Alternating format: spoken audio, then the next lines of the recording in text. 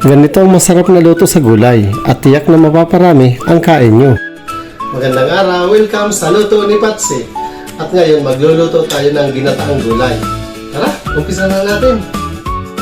Simple lang ang gagawin natin. Magpapainit lang tayo ng mantika at ipiprito muna natin ang tinapa. Ito nga palang tinapa, pwede namang hindi prituhin.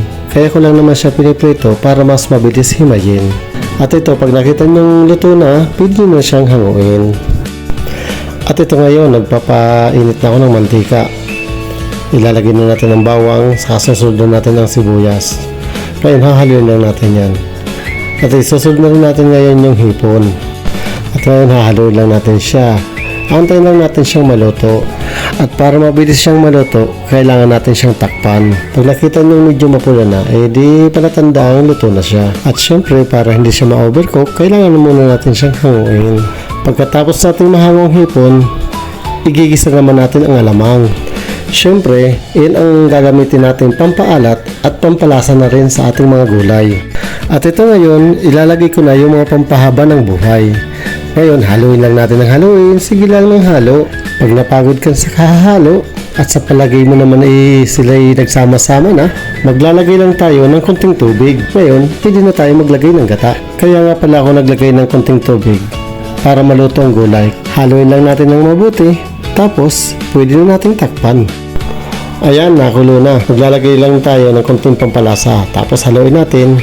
Ngayon, tatakpan ulit natin yan. Konting segundo lang. Ayan, kulong-kulo na. Siguro naman, natunaw na yung mga pampalasang hinalo natin kanina. At ngayon, pwede na natin ilagay ang mga hipon.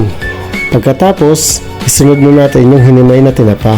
At syempre, hindi na tayo magpapatumpik-tumpik pa. Ilagay na rin natin yung gata. At ngayon, halo lang tayo ng halo hanggang sa magsama-sama ulit sila. At dahil nag-join force na sila lahat dyan, pwede na natin ilagay si Inang Malunggay. Kaya haluin na natin para mag-banding all together na sila. At ito, konting mikos-mikos na lang. Huwag kang tatamarang maghalo at ito'y malapit na. O ito na, pwede na. Tara, kumuha na tayo ng kanin para matikman na ang masarap na ginataang gulay. At sigurado ako, masisira na naman ang diet ko. Tara, kain tayo.